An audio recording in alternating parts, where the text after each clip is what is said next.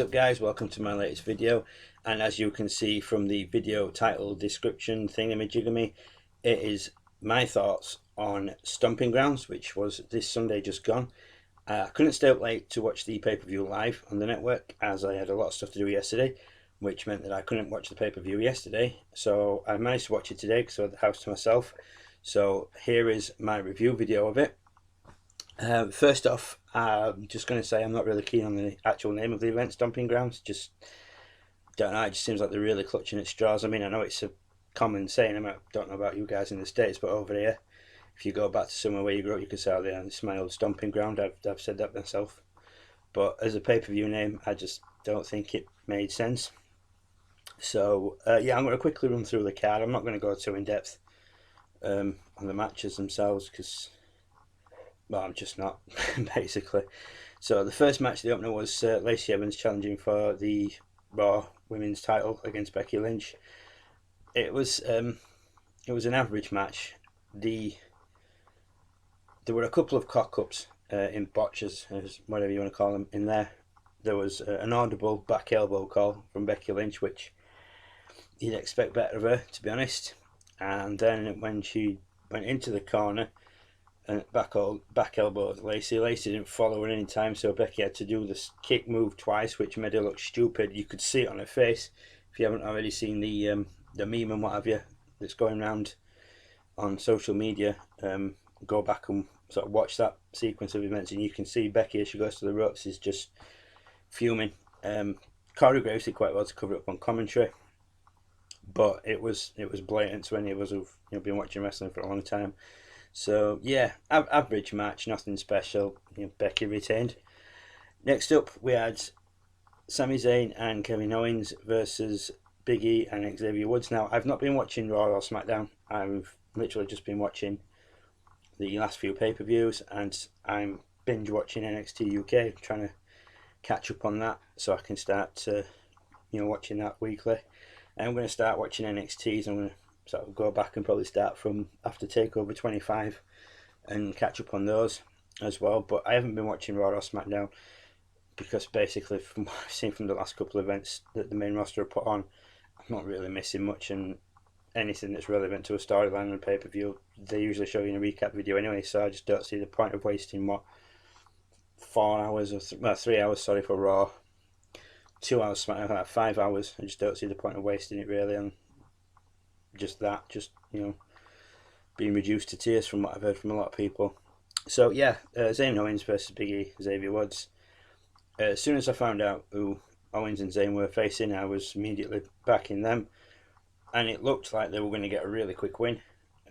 But for some reason, Xavier Woods kept kicking out. Plenty of back and forth, and just when you thought New Day were going to do it, didn't happen. But Owens and Zayn got the win in the end.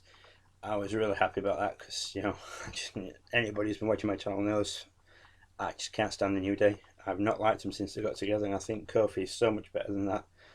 Even Big E, I think they need to disband it now. They need to do something. Just let them all go their separate ways again, because they're not a New Day. I think it's run its course. A lot of the fans seem to be turning on them now, and they don't seem to be audibly cheering for him anymore. So yeah, just let it go. So yeah, they lost. Happy days. Next up was Ricochet and Samoa Joe for the US title. Now again, I've not seen any build up apart from the recap they showed from Raw. This was a really good match. I really enjoyed it, and Ricochet getting the win was a complete surprise. I have no problem with him being US champion, no problem at all. From what I've seen of him on pay-per-views and stuff like that, I never got to see him in NXT because he debuted last year, and like I said before, I wasn't watching wrestling last year. So, but yeah, I have absolutely no problems with Ricochet as US champion. It was nice backstage to see people congratulating him, and Triple H coming over. There is another photo of that on social media. It shows you Ricochet as a kid meeting Triple H, and then it's sort of a photo, two photos and a split, and it shows you when Triple H put his head to his. So it's like all those years later, keep dreaming, work hard, blah blah blah blah blah, and good shit will happen. So yeah, Ricochet, new US champion. I have no problem with that. I like Joe, but yeah, No issues with that at all. Next up was Heavy Machinery versus Daniel Bryan and Rowan for the SmackDown Tag Team titles. I like Heavy Machinery. They debuted in NXT just before I finished watching it, and I quite enjoyed them. I thought they had that nice little combination of, could have a laugh, but could also get the job done. That was mentioned a lot in commentary about how they seem to be too focused on having a laugh and that, but I thought they put on a really good showing. They fell short in the end. Bryan and Rowan retained. But yeah, I mean, that was another good match. I thoroughly enjoyed it. There was one point when I actually thought Heavy Machinery were going to do it, but wasn't to be. But yeah, like Corey Graves said on commentary, sometime in the future, I wouldn't be surprised at all if they become tag team champions, because they are a really, really good team. I just hope they don't go down the drain like a lot of other NXT call-ups have. So next up we had Alexa Bliss versus Bayley. Now, I've somewhat become, I wouldn't say an Alexa Bliss fan, but I don't mind her now. I used to have a bit of a thing where I just didn't like her, but I have absolutely no issues with her now. I think she's pretty cool. She's a heel. She does what she does. She makes you hate her. But yeah, and she's really good at what she does. So everyone walked out with that match the winner, I would have had no problem with. In the end, Bayley retained. It was a good match.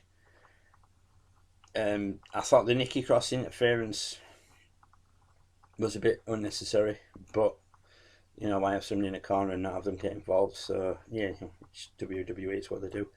But yeah, overall, I thought it was a pretty good match. Quite enjoyed it. And yeah, Bayley retained, but I'm pretty sure we'll see those two go at it again, because why not? And if you wonder why I keep looking down, it's because I had to sort of write down the match card when the order of the matches, because like I've said before many times, my memory is absolutely shocking. So then we had, they showed a video of the 24/7 title when Drake Maverick, or Rockstar Spud as I know him as, beat R-Truth for it with a roll up, and then R-Truth won with a roll up at Drake Maverick's wedding. R-Truth lost the title with a roll up to Jinder Mahal on the runway, so they might as well just call it the roll up title, because that's how everybody seems to win it. Just my opinion. But yeah, no, it's a lot of people slate it, for what it is, but I think it brings a bit of comedy back into it, and R-Truth's just been brilliant from what I've seen, and from what I've heard. People are absolutely loving him as a champion, as much as they despise the championship. They're absolutely loving R-Truth as a champion. It does hark back to the old hardcore 24/7 rule days, but it's nowhere near as good. Those were some really, really, really good days, and I think they're trying to sort of relive that. But again, it's one of those things that it needs something special for people to really sort of get behind that title. And I think at the moment it's just a novelty comedy title that's just designed to put a bit of light humour into the cards and stuff. So yeah, then we had Drew McIntyre versus Roman Reigns. Obviously Drew had Shane in his corner, Reigns on his own. A very physical match, which with Roman Reigns and Drew McIntyre you kind of expect. Shane interfering, but in the end Reigns came out with a win. Now I don't know if it's just me, I'm not sure if this has been said by anybody else out there on YouTube, but it just seems, from what I've seen, and like I said, I've not been watching SmackDown or anything like that, so I don't know the exact ins and outs, but it just seems that they're trying to sort of relive the Austin McMahon rivalry, but obviously they can't do it like they did then, between Shane and Roman. So it's like Shane's got Drew with him, and then after the match, well, a bit later on, sorry, it showed you Shane saying that Roman's going to face him and Drew the next night on Raw, which will have been Monday just gone.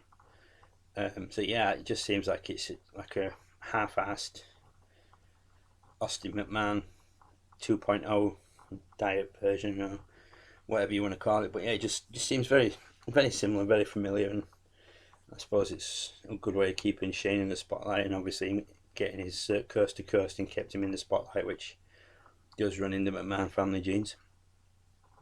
Then we had Dolph and Kofi in the cage match. The cage match, that's a possibility for something. I wouldn't be surprised if WWE don't do that at some point. Yeah, cage match. I didn't know what to expect for this match. I knew it'd be good because both guys in it are good. Like I said, I just wish Kofi would leave New Day, or they'd turn on him, or something would happen, because Kofi is so much better than that crappy worn out gimmick. But yeah, I really enjoyed this match. I thought it was really good, and the way that Kofi escaped the cage at the end was just, well, it was different. I don't think I've ever seen anybody do that before. Dive over somebody to get out first. But yeah, Kofi retained. I was half expecting Lesnar's music to kick in, but it wasn't to be. He ended up celebrating with the two douche canoes, and off he toddled into the sunset. And then next up was Baron Corbin versus Seth Rollins. Baron Corbin is just, to me, it's just boring. From what I've, like I said, I've not seen Raw. I can only go on what people have said, but the majority of people have said that they just find Baron Corbin boring. And I must admit, when he came down in his entrance and everything, and he's just, there's just nothing about him anymore. I liked the badass Lone Wolf one when he came down in the biker gear and all that sort of stuff. I thought it was brilliant then, but coming down in a shirt and it's just, it's not Baron Corbin, but if he's happy doing it, then fair play. Now this match, I'm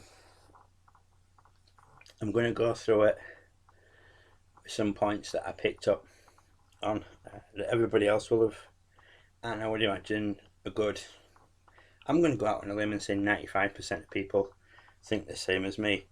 Choice of referee, bullshit. Getting into the match and then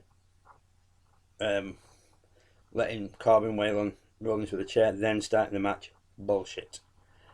Then when Corbin got put through the table, Lacey Evans got up to a count of about 8 and then decided, oh no, there's going to be no count outs. Bullshit. Then she decided it would be no disqualifications so that Corbin could wail on Rollins a bit more with the chair. Bullshit. Then finally Becky shows up, floors Lacey Evans, we get a proper referee in, and Rollins retains. I had absolutely no problem with that. I was well happy with that because, like I said, I just don't find this version of Corbin at all interesting.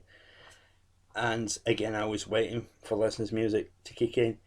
Didn't happen. Now, I'm not sure how legit it is. We were supposed to believe that Becky and Seth are a couple, but I'm sorry, but there just doesn't seem to be any chemistry between them to me. Like you've had couples in the past, Cena and Nikki Bella. You could tell. Daniel Bryan and Brie, you could tell they were together. Hell, Dean Ambrose and Renee Young, or whatever her surname is now, it'd be good. But you could tell they were a couple, especially when they introduced it into the storyline. But between Seth and Becky, they just, after she came down and got rid of the dodgy ref, there just didn't seem to be any chemistry between them. I mean, she actually slapped his ass, but every number of female friends that have done that to me in the past, it just doesn't mean anything. So yeah, I just didn't see the chemistry between them. Happy that Rollins retained and carried on his reign as Universal Champion. Like I said, Lesnar's music didn't kick in, so I was happy. Overall, very average pay-per-view. Slightly better than the Super Showdown, which I didn't do a review video on because I didn't want to waste the electric that it'd take to charge up my laptop to film it, or the time it'd take to edit it, just to give my thoughts on an absolute piss poor pay-per-view. But yeah, I thought a couple of good matches on this card, but overall it was average. Again, another main roster thing that's just been average. Money in the Bank was alright. Super Showdown was terrible. This was average. Yeah, NXT TakeOver 25 I thought was great. Like I said, the women's match slightly let it down for me, but I haven't really got into the women's division. I'll rephrase that sounds a bit dodgy. I haven't seen much of the women's division from 2018 to sort of get an idea of how everybody is and how they go about things. Their character traits is, I suppose, the best way of saying it. But yeah, average pay-per-view. The only highlight for me was no Lesnar, because I'm pissed sick of seeing that guy. Like I said, at the end of the Money Bank, it was disgusting how he just walked down, threw Mustafa Ali off. Right under the ladder, climbed up and got the briefcase, and he laughed, and that just, to me, was a middle finger from him and Vince to all the fans and the rest of the roster. But yeah, average pay per view at best. There was an advert for Extreme Rules on during it. Hopefully that'll be better. Not holding my breath, but we shall see. So yeah, that'll do it for this video, guys. It's just a quick review of Stomping Grounds. So yeah, as always, thank you for watching the video. Thank you for taking the time out. To those of you who subscribe to my channel, thank you very much. It means a lot. And I will be back soon with a new video. I have a couple of things in the pipeline that I will be working on the first chance I get. So keep your eyes peeled for those when those go up. And if you have any suggestions for videos or anything that you'd like to see, feel free to drop a comment down below. Leave a comment on what you thought of the event, any particular matches you really enjoyed, anything like that. Just a bit of interaction would be pretty cool. So yeah, until my next video, guys, that'll do it from me. I will catch you later. Bye for now.